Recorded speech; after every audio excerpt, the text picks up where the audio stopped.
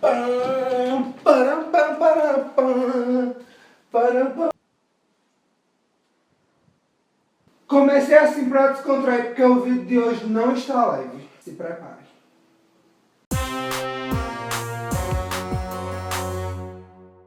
Olá, YouTube! 2016 acabou, eu tô de cenário novo, o nome dessa cor é Rosa Retrô. Semana que vem tem uma câmera nova, então vai ser mais HD ainda pra você assistir na sua televisão. E, principalmente, eu tomei uma decisão para esse ano. Eu cheguei num ponto onde eu já devo falar um pouco mais sério sobre certas coisas. Isso quer dizer que eu vou parar com vídeos de comédia, com vídeos divertidos, falando sobre vários assuntos? Não. Mas quer dizer que eu vou falar sobre algumas coisas que me incomodam na sociedade. Eu tava refletindo e eu passei por muita coisa antes de me tornar essa linda borboleta super feliz com sua sexualidade. E eu acho que a minha história, ela pode ajudar muita gente. Eu cresci em família evangélica. Então, naturalmente, eu tive uma educação repressora. Não porque meus pais me reprimiam ou porque eles eram pessoas horríveis. Eu tive pais incríveis, que me amam muito e que foram sempre muito abertos à conversa. Mas, quando você é uma criança que nasce num berço cristão,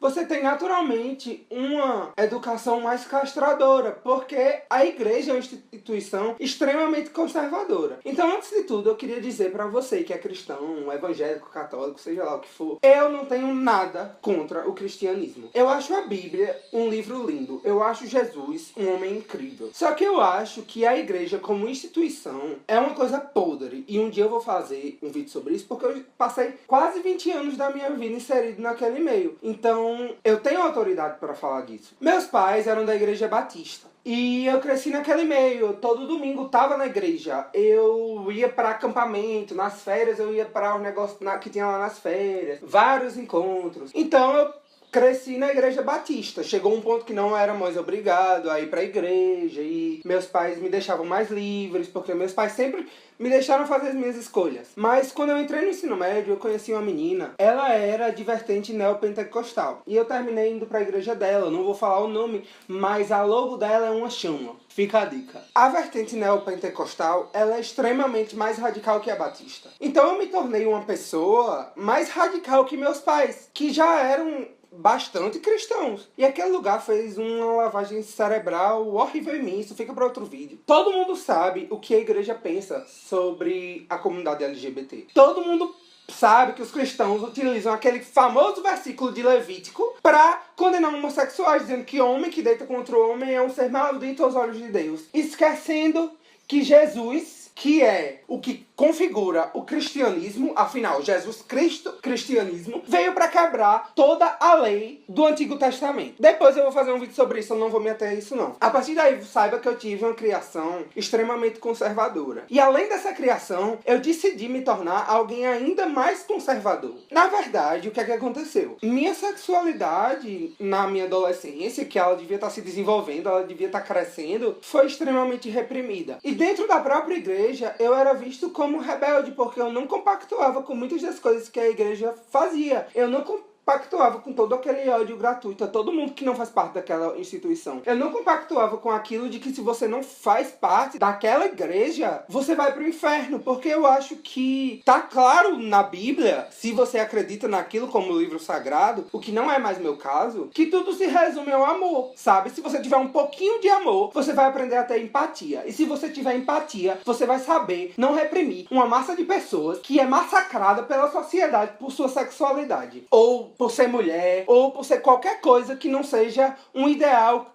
cristão de pureza. E no momento que eu entrei naquela igreja, eu passei 2 anos nela, eu engordei pra caramba, eu me separei dos meus amigos antigos, porque eu me achava superior a eles, porque era alguém que tinha sido salvo por Deus. Eu nunca fui uma pessoa sem amigos, não. Eu tinha meus amigos da igreja, tinha alguns amigos no colégio, mas eu fui me tornando uma pessoa tão horrível, tão amargurada, tão cheia de ódio, que até quem eu tinha por perto ainda foi se afastando de mim. Meu relacionamento com as pessoas era baseado em levá-las para a igreja também. Eu nunca respeitei a liberdade dos outros como cristão. Então, como eu não compactuava com algumas coisas dentro da igreja e eu me considerava santo demais para as pessoas de fora, eu sentia que eu não me encaixava em lugar nenhum. Tudo aquilo foi uma válvula de escape para tentar não ser gay, sabe? Eu achava que se eu ficasse ali, que se eu reprimisse aquela atração por homens por tempo suficiente, aquilo ia passar. Como todo adolescente, eu me masturbava. Toda vez que eu me masturbava, eu me sentia extremamente cuidado, tanto por eu estar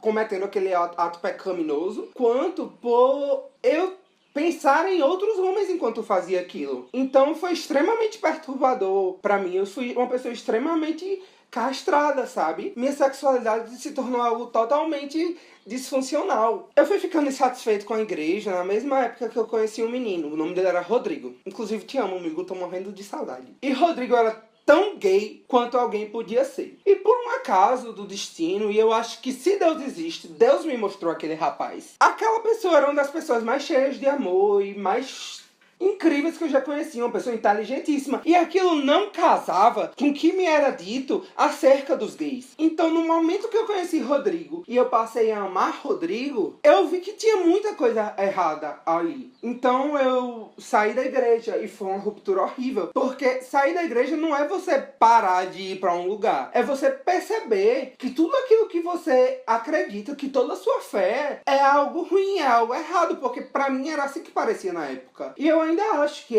foi algo que me fez extremamente mal. Apesar de eu ter crescido muito, eu não seria o ser humano que eu sou se eu não tivesse passado por tudo aquilo ali. Porque eu sofri muito ali. Eu tinha vários CDs, eu gostava muito de música, eu gostava muito de literatura, eu sempre fui muito ligado às artes. E me fizeram queimar meus CDs. Eu tinha a discografia todinha de Britney Spears e foi toda queimada. Um dia a pastora me chamou pra conversar com ela, porque ela descobriu que eu lia livros não cristãos e ela disse que eu só podia ler literatura se ela fosse cristã. Então até o que eu mais amava no mundo, porque eu lia pra caramba, eu lia cerca de 50 livros por ano, se tornou algo pecaminoso também. Então eu me senti a pessoa mais suja, mais impura do mundo. E quando eu saí dali, eu enlouqueci totalmente. Eu enlouqueci totalmente, porque eu tive que encarar meus problemas. Eu não tinha mais uma entidade superior onde me apoiar. Meus amigos antigos não estavam mais de braços abertos. Eu comecei a fazer novas amizades. E eu comecei a sentir a necessidade de me rebelar. Eu precisava me rebelar, porque eu estava no terceiro ano, no último ano do ensino médio, e eu não sabia o que era viver fora daquilo. Eu não sabia onde ir nos fins de semana, eu não sabia de nada. E eu me vi num lugar totalmente sem saber pra onde ir, eu fiquei totalmente perdido. Meus pais não estavam satisfeitos comigo, porque dentro daquela igreja eu me tornei uma pessoa tão horrível, que até meus pais, que eram evangélicos, viam que tinham criado um monstro. E junto com a saída da igreja veio a necessidade de se rebelar. Eu lembro que eu saí do colégio, eu fingi que eu tava doente, e eu comprei uma carteira de cigarro. Fui pra casa fumar. Eu aprendi a fumar no YouTube, queria dizer. E eu acho que eu não teria fumado se eu nunca tivesse tido aquela experiência horrível na igreja, sabe? Eu precisava descontar em alguma coisa, porque não dava mais, eu não tinha mais chão. Eu não tinha mais chão. E foi assim que eu comecei a fumar. E eu sou fumante até hoje, eu luto contra isso. Eu parei algumas vezes e voltei. Mas eu tô pretendendo parar de novo e vai sair vídeo se eu parar de fumar. Então eu comecei a beber. Muita gente não sabe disso, meus pais não sabem disso. Mas nessa época eu desenvolvi transtornos alimentares, eu parava de comer, e se eu comia eu vomitava tudo, e eu perdi muito peso, muito rápido, e eu bebia pra caramba, eu tava bebendo todos os dias, meu rendimento escolar caiu, e eu me afundei em uma depressão profunda. Eu era um jovem, me tornei um jovem extremamente ansioso, sem saber me relacionar com outros jovens, sem saber o que fazer, e extremamente dependente de álcool e de cigarro. E com o tempo eu fui desconstruindo tudo aquilo, sabe? Eu tinha uma amiga que ela tinha ficado com uma menina, e aquilo também tinha sido horrível, porque a família dela também era extremamente conservadora. Eu comecei a ver a homossexualidade, que eu sabia que estava em mim, que eu sempre soube, como algo não tão ruim. O primeiro passo foi me assumir pra mim mesmo. Tipo, eu sou gay e isso provavelmente é irreversível. E com isso vinha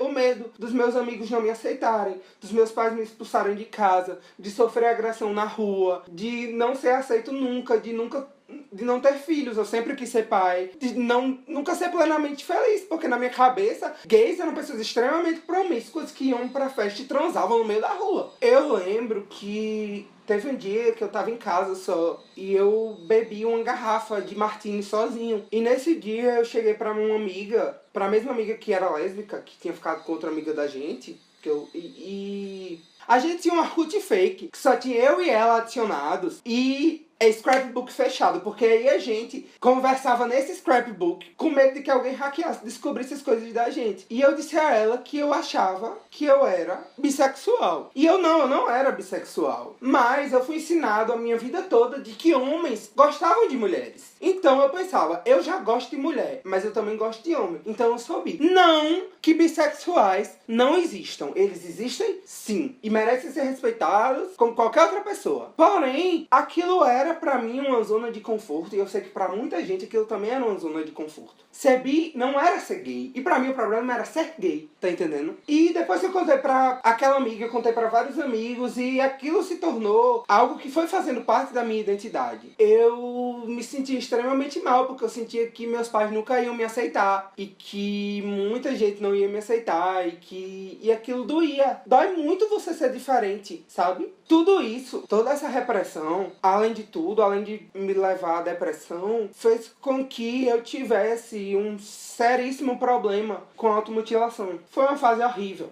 Eu precisava me cortar todos os dias pra sentir que eu tava vivo. Eu tentei me matar diversas vezes. Eu virei uma pessoa que tomava vários comprimidos de qualquer coisa por dia. Se eu via um comprimido na minha frente, eu tava tomando e meu organismo foi ficando horrível e eu perdi muito peso, eu virei um alcoólatra, um fumante e eu atingi o fundo do poço. Uma das coisas que me ajudou muito é que eu mantive um blog e eu desabafava ali, eu escrevia texto, sempre gostei muito de escrever. Hoje em dia esse blog tá fechado, mas se vocês quiserem eu posso disponibilizar um PDF com alguns dos textos que eu mais gosto de lá e tal, e eu pretendo fazer isso um dia. Mas eu não acho que, eu não quero mais ter aquela parte da minha vida aberta e exposta. Eu escrevia, porque aquilo era a única coisa que me mantinha vivo. Eu não tinha coragem de me matar ainda, mas eu teria chegado nesse ponto. Até que um dia eu cheguei muito bêbado em casa e fedendo muito cigarro, e meus pais sentiram, e no outro dia eles estavam com muita raiva de mim. E meu pai falou que no outro dia, enquanto a gente ia pro aniversário de um primo meu, que se eu tava fazendo algo que eu precisava esconder dos meus pais, eu tava errado. E foi dia 15 de janeiro de 2012. Eu fiquei muito pensativo com aquilo. E eu resolvi que era a hora. Eu lembro até que eu publiquei um texto no blog nesse dia, eu vou ler pra vocês.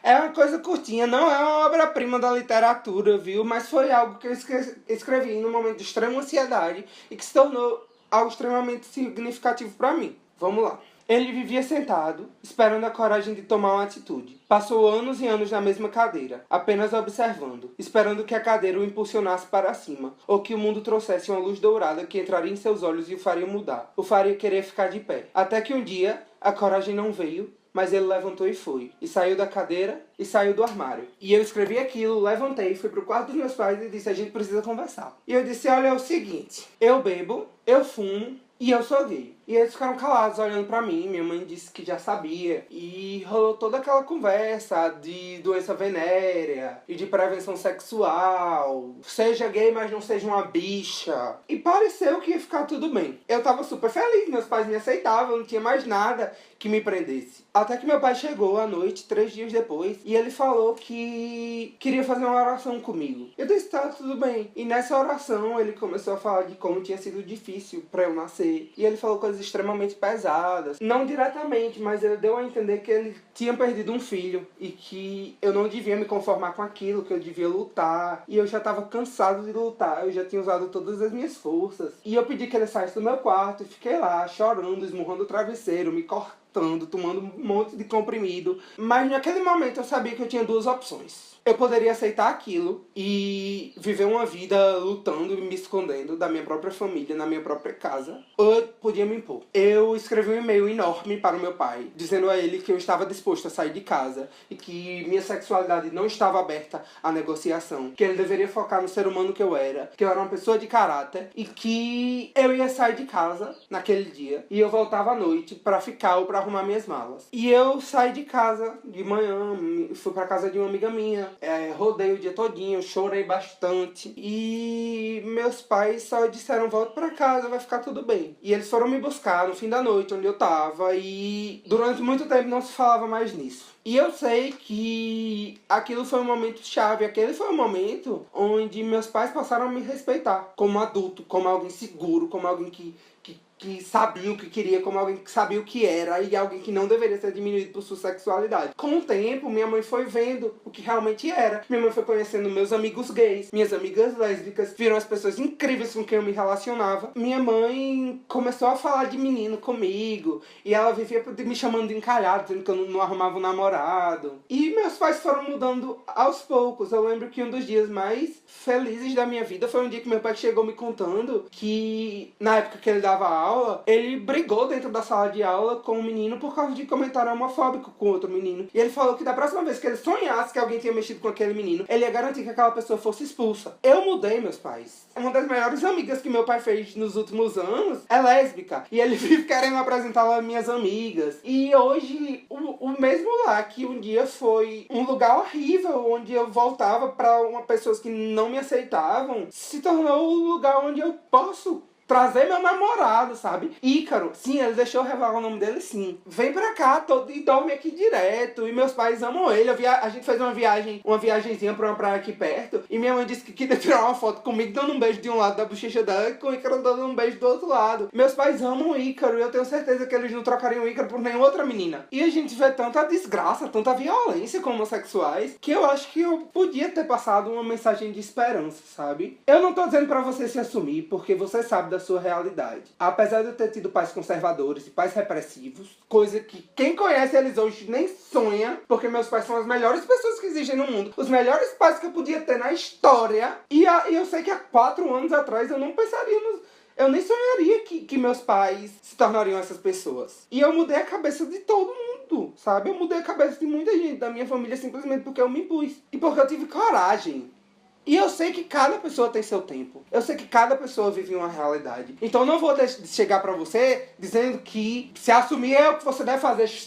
Diga pros seus pais. Porque a gente sabe que existem pessoas violentas, existem pessoas que não aceitam. Porém, no meu caso, eu, Lucas, se assumir foi a melhor coisa que eu já fiz. Ser honesto comigo foi o que me permitiu procurar ajuda. Ser honesto comigo e com os outros foi o que me permitiu que eu fosse respeitado pelo que eu era e não pelo que os outros queriam que eu fosse. Então, se você tá pensando em sair do armário, analisa, mas não espera o momento certo, porque o momento certo não existe. É tudo questão de coragem. É tudo questão do que você quer enfrentar. Porque eu estava disposto a ir pro meio da rua. Ainda bem que não aconteceu, mas podia ter acontecido. Então, se você tá nesse processo de se assumir, tenha paciência, mas não muita. Não aceite ser diminuído pela sua sexualidade. Não porque quem você ama. Porque eu tenho ódio dessa história de que toda forma de amor é válida. Não que não seja. Mas não é questão de amor, é questão de liberdade sexual. É tudo uma questão de coragem, sabe? E é o que você deve fazer se você está disposto a enfrentar o que for. Porque duas coisas podem acontecer. Você pode ser aceito, ou você pode